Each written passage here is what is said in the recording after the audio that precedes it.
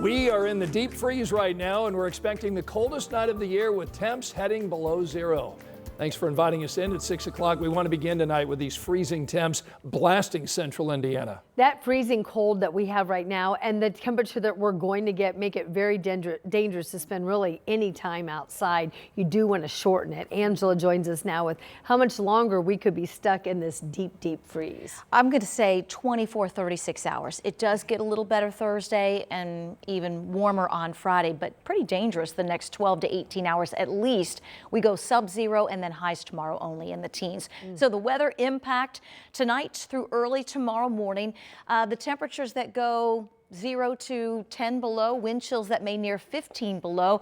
Ann mentioned it. You don't want to spend a lot of time outside. If you have to be out, layer up, try to limit that time. And remember, when it gets this cold, sometimes we get school delays. Also want to advise you of a winter weather advisory that was issued just an hour ago for the eastern part of our state and a good part of southwest Ohio due to strong winds, blowing and drifting snow, reduced visibility, and we're still tracking some snow showers in this area from just south of Anderson to just southwest of Newcastle. Snow covered and slick at times if you are traveling I-69 or I-70 north and east of Indianapolis. Coming downtown for the Pacers game, bundle up. We're in the teens now, but we will drop into the single digits as everyone heads home. And here's the dangerous cold, the local low temperatures by early tomorrow morning going below zero. Thanks so much, Angela. And don't forget, you can always keep track of the latest weather situation, which in this case is the falling temperatures, if you have our live Doppler 13 weather app. It's a free download in your phone's app store. And after you get it, make sure you check out the weather blog that's created by our weather team and updated 24/7.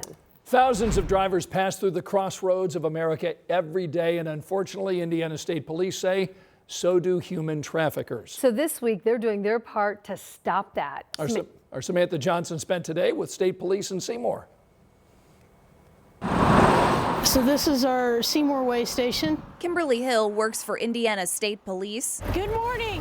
As a motor carrier inspector. We're passing out materials from Truckers Against Trafficking for Human Trafficking Awareness Week. This campaign targets truck drivers. Because they are the eyes and ears of America. They're in places where, the rest of us aren't. All week long, State Police will hand out these flyers. Who to call, when to call. And common red flags of human trafficking, including a lack of eye contact or communication, no ID or belongings, and inadequate clothing either for the weather or location. The state of Indiana and all of the surrounding states around us are, in the top half of the country for human trafficking cases, especially with Indiana being the crossroads of America. How are you doing today? Hill's team of inspectors have immediate access to these trucks. Do you have your driver's license? Yeah. Making them the front line for efforts like this. And where'd you say you're coming from? The average victim, according to Hill, just 12 to 14 years old. I can't imagine that happening to somebody I know, and now I'm going to get emotional over it.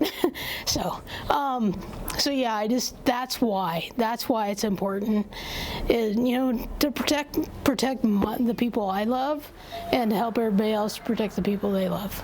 In Seymour. Thank you, sir. Samantha Johnson, 13 News. Indiana State Police say it is really best not to approach a possible trafficker. If you suspect something, instead call police. They say even if you're not sure what's going on, if you see something that's off, say something and reach out. The man accused of shooting and killing a Special Forces Dutch soldier in downtown Indianapolis headed back to court today. Shamar Duncan is charged with murder and 2 counts of attempted murder. He's accused of shooting 3 Dutch soldiers outside of a hotel back in August of 2022. Our Karen Campbell has been in court today and joins us live tonight to share what happened in court today.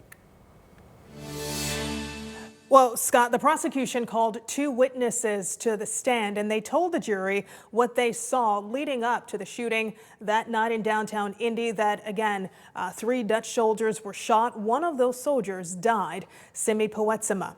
Also on the stand today, a Marion County crime scene specialist. He took the stand. Now, the jury got to see photos of the crime scene detailing where several bullet casings were found that night. One witness told the jury that he saw 3 black men start randomly pushing a group of Hispanic men. A short time later, that witness testified the same group of black men approached a large group of white men who turned out to be Dutch soldiers. The witness said he saw one of the black men with dreads get punched in the face and then knocked to the ground. Hear what he says happened next. Unlock the car was the first thing. Okay. Unlock the car and then get the strap. Get the strap? Yes. Have you heard the word strap before? Yes. What is your understanding of what a strap is? A gun. After you hear unlock the car and get the strap, do you see what the men do? They all got into the vehicle. The car starts and it goes in a UE and drives down the street, and then I hear gunshots. Now, that witness says he proceeded to run toward the Hampton Inn to offer help to those injured, but help had already arrived before he got there. Now, we are told by the defense that they expect to present their case sometime on Thursday, with closing arguments potentially happening on Friday. Guys.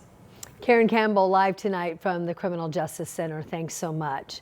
Also tonight, a Texas man charged with stalking Fever star Caitlin Clark here in Indianapolis is remaining in custody at the Marion County Jail. 55-year-old Michael Lewis appeared in court for the first time today. He's charged with felony stalking after allegedly sending Clark over a dozen sexually explicit messages and threats on social media. The judge entered a preliminary not guilty plea for Lewis and appointed him an attorney. He also has a no contact order with Clark, and he must stay 500 feet away from Gainbridge Fieldhouse and Hinkle Fieldhouse on the Butler campus. Right now, Lewis is facing a $50,000 bond and is due back in court March 31st. Notre Dame and Ohio State will battle next Monday night in the college football playoff national championship game. But before kickoff, law enforcement officers are very busy right now, working overtime to ensure there's a safe event. This follows the terrorist attack at the Orange Bowl in New Orleans.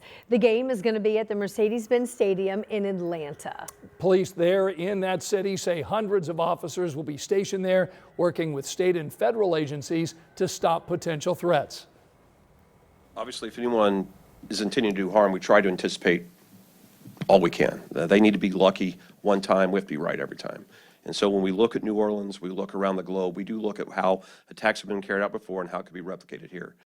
Kickoff Monday night at 7:30, and we'll be there bringing you coverage before and after that national championship game.